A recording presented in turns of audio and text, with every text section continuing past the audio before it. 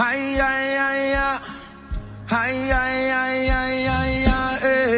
Scripture's Transformation, we believe in the life-changing power of the Word of God through the teachings of Apostle Joshua Selman. This page is dedicated to exploring how the Bible transforms lives, renews minds, and strengthens faith. Let's grow together in experiencing the transforming power of God's Word in action. Do not forget to subscribe and hit the notification bell so you never miss a life-changing message. You see, this flesh, this body that we wear, something happens to this body when it is exposed to the presence of God. The moment the glory of God begins to interact with this body, the body becomes uncomfortable. Are we together now? And all of a sudden you find out, you can see people, like I would always say, after service they can wait outside at a mineral shop for 2 hours, but once they see 10 minutes in the glory, as that glory is coming, that resistance, your flesh, something in you wants to move out. You want to eat, you want to ease yourself. That's the time to stay, because something is happening to you in the spirit. Are we together? You notice how uncomfortable you get in the glory. The Bible says the flesh is weak, so don't mind it, don't let it cheat you. As the glory of God descends upon you, regardless of what you feel, the devil begins to bring distractions. I want to make a call, I forgot, I want to do this. The flesh is reacting to the glory. And you see, many of us, because we are weak, there is no capacity in the spirit to sustain the staying power to say remain. That's where the miracle is. It is in staying. Listen, when Jesus resurrected, I want you to be very sensitive, because I already sense the Holy Spirit doing a lot of things. When Jesus resurrected, all the other disciples came, but they could not be patient enough to see him. So they looked at the tomb and they went. But a woman came. When she looked, she remained here, and while she stayed and stayed, 2 angels appeared and said, "Woman, what is happening?" He said, "I'm looking for Jesus." He said, "Jesus has resurrected." That means there was an information that the patience of the apostles would have given them. When you stay in his presence, something happens to you. It will look like you are not hearing God, you are not even sure, you are thinking about a plate of food, just you remain. That's where Satan cheats us, because you listen, you think that because your mind is going around, you are not spiritual. Your flesh is fighting a war that it will lose for sure.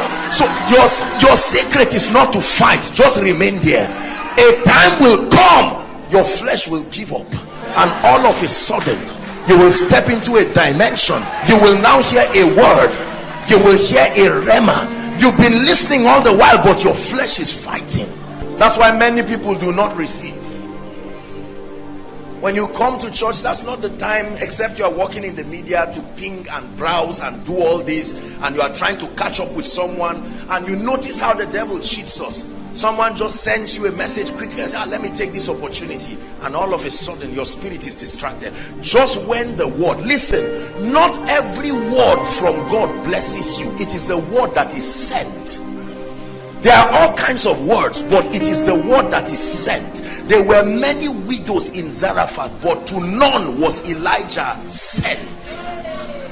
Listen, this is Dr. Emeka, if I send you to this gentleman, you can also go to this one, but with respect to my instruction. Are we together? So that the word is available does not mean it will change you. Your hunger is what makes it become a sent word. Are we together? Yes. The word of breakthrough is here. It doesn't mean you will have breakthrough. You see, this is where believers cheat themselves, and I'm glad that this is a conference that God is helping us. Tonight is a retreat. That's what we are doing tonight. Just a retreat to just flush away all the things, these flesh garbages that the devil can bring to weigh us down. Are we together? A sent word. The word is not just sent until there is hunger. Something must rise from the earth like an incense, and your hunger now calls the presence of God, and the word is sent, you will be amazed how many people reach for God to reach you without you calling him. He gave you a will. He can't assume you need his help, so he waits for your hunger. Your hunger is your call in the spirit, that you're saying, Lord, I need you. This is not something I have an option for. I need you. The sent word, the sent word, the sent word is not the man of God, is not the word, but it's your connection through genuine desire. Then it becomes a sent word. There were many widows in Zarephath. How could a loving God not send Elijah to say, all widows come? There was something that woman was doing that made God say, stand up, go to her. Amazing how thou son of David, say, shut up. He said, you are joking. I've been here for how long? Thou son of David. He never said thou Jesus. Thou son, evoke the dimension of you. I know you are not just Jesus, a man. There is more to you. Was David his father? Solomon was the son of David. He said, I have a revelation. I've been practicing your passing this place, and I will not miss this opportunity. And then Jesus stops and asks a very sarcastic question. What should I do for you? I mean, you can't assume a blind man wants to see. You see, because the lame man in the book of Acts wanted money, not to walk.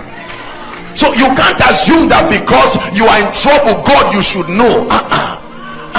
Unto him that answers prayer, not creates it. He creates hunger. Your hunger makes you to cry out in desperation, and he comes. Sent word. Can we pray one prayer? Lord, send my word.